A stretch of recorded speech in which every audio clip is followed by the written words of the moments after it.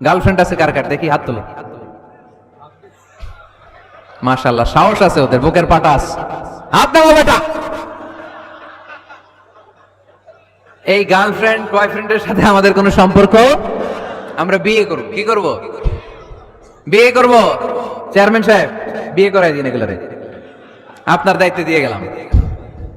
এই girlfriend boyfriend এগুলো ইসলামের কালচার নয়। বিয়ের চেয়ে ভালো কাজ পৃথিবীতে হতে পারে? বিয়ে করতে গেলেই বাপে বলে আগে নিজের পায়ে দাঁড়া। তো এতদিন ও কার পায়ে দাঁড়াইছে?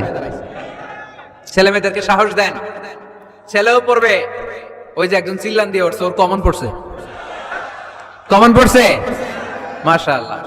গার্ডিয়ানরা যারা আছেন ওদের দুঃখ কষ্ট একটু বুঝেন আপনারা, মিলাই দিয়েন ওদেরকে, বিয়ের পিড়িতে বসায় দিয়েন। বিয়েতে কল্যাণ, বিয়েতে বরকত। বিয়ের মতো ভালো কাজ হতে পারে না। সব নবীরা বিয়ে করেছেন। আর নিকাহ মিন সুন্নতি, বিয়ে আমার সুন্নাত। ফামান রাগিবা আন সুন্নতি ফালাইসা মিন্নি, যে আমার সুন্নতকে ভালোবাসে না সে আমার উম্মত হতে পারে না। বিয়েটাকে সহজ করে দেন। যেই সমাজে বিয়ে সহজ ওই সমাজে জিনা কঠিন, তাই না? যেই সমাজে জিনা সহজ ওই সমাজে বিয়ে কঠিন।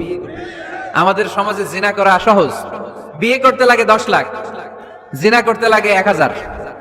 ঠিক কিনা? 10 লাখ টাকা ছাড়া বিয়ে করা যায় না। এটা লাগবে ওইটা লাগবে, এই দাও ওই দাও, মোহর দাও, বিশাল অঙ্কের মোহর। 10 লক্ষ টাকা ধার্য না করলে মেয়ে দিবে না, এরকম আছে না নাই? না, এগুলো আসলে ইসলামিক কালচার না। ছেলের বাবা মেয়ের বাবা উভয়কে আমি বলি বিয়েটা সহজ করে দেন, সহজ করে দেন। ছেলে পড়াশোনা করুক, সমস্যা নাই, মেয়েও পড়ুক, কিন্তু তারা পবিত্রভাবে তাদের সম্পর্ককে মেনটেন করুক। ঠিক কিনা? তাদের এই যৌবনের তাড়নায় যে পাপের সাথে জড়াবে তার পার্সেন্টেজ গুণা বাবা হিসেবে আপনার কাঁধেও আছে না নাই?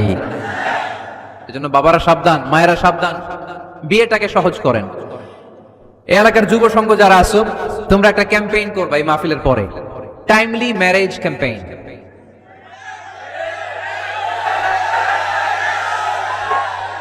Timely marriage campaign. সময় মতো বিয়ে দিতে হবে, দেরি করা যাবে।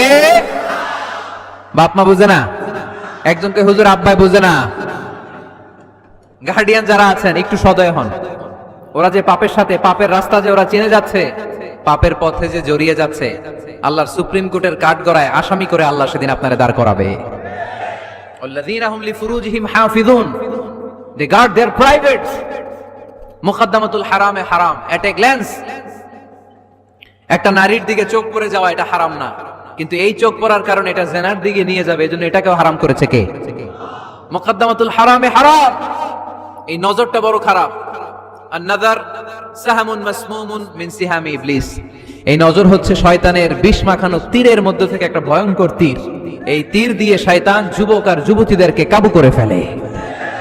আমরা শয়তানের হাতে ধরা দিতে চাই না, আমরা বিয়ের মতো পবিত্র বন্ধনে আবদ্ধ হতে চাই। ঠিক আছে?